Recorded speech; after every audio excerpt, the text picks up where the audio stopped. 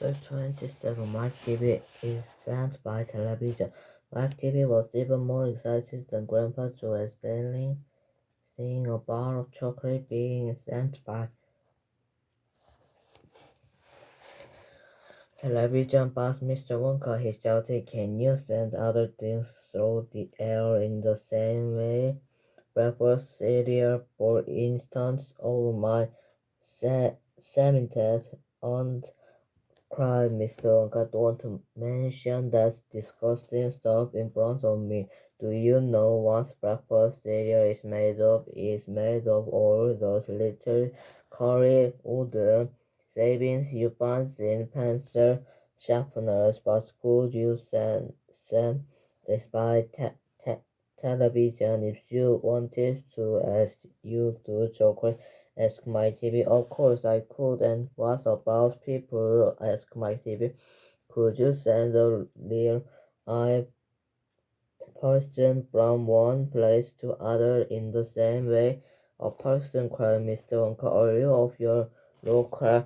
But could it be done? Good heavens, child, I really don't know. I suppose it could. Yes, I'm pretty sure it could. Of course it could. I wouldn't like to risk it. So he might have some very nasty result. But my CV were already up and running the moment he heard Mr. Wonka saying, I'm pretty sure it's could. Of course it's could. He turned away and start starts running as fast as he could towards the other end of the room where the great camera was standing. Look at me, he shouted as he ran. I am going to be the best present in the world to be sent by television. No, no, no, no, cried Mr. Walker. Mike, screamed Mrs. Chibi. Slug, come back. You'll be turned into a million tiny pieces. But there was no stopping Miss Mike Chibi now. The great boy rushed on, and when he reaches the enormous camera, it jumps start for the switch, scattering Oompa Loompas right and left as he went. See you later, alligator, he shouted, and he pushed down the switch, and as he did so, he leapt out into the full glare of the mighty runs. There was a blinding blast, then there was silence. Then Mississippi ran forward, but she stopped deep into the middle of the room, and she stood there. She stood staring at the place where her son had been, and her great red mouth opened wide, and she screamed, "He's gone! He's gone! Great heavens, he has gone!" shouted Mr. Tibbs. Mr. Wonka hurried forward and placed a hand gently on Mrs. Tibbs' shoulder. "We shall have to hope for the best," she said.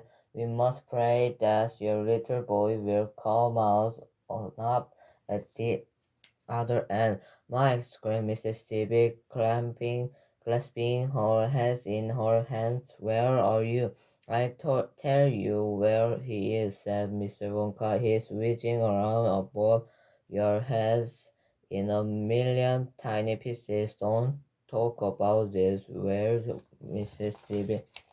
"We must watch the television set," said Mr. Wonka. "He may come through any moment." "Mr. and Mrs. Tibbs and Grandpa Joe," said Grandpa Joe, and little Charlie and Mr. Wonka all gathered around the television and started tussling at the screen. The screen was quite blank.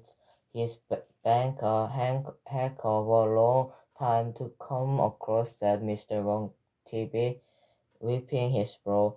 Oh dear," said Mr. Wonka. "I do hope that no part of him gets left behind." "What on earth do you mean?" asked Mr. Wonka. Mr. Tibbs sharply.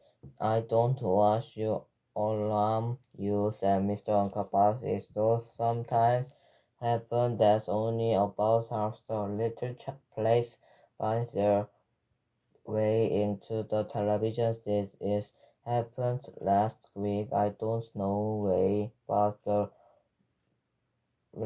result was that only half a bar of chocolate comes through. Mrs. Severe last as a scream of horror.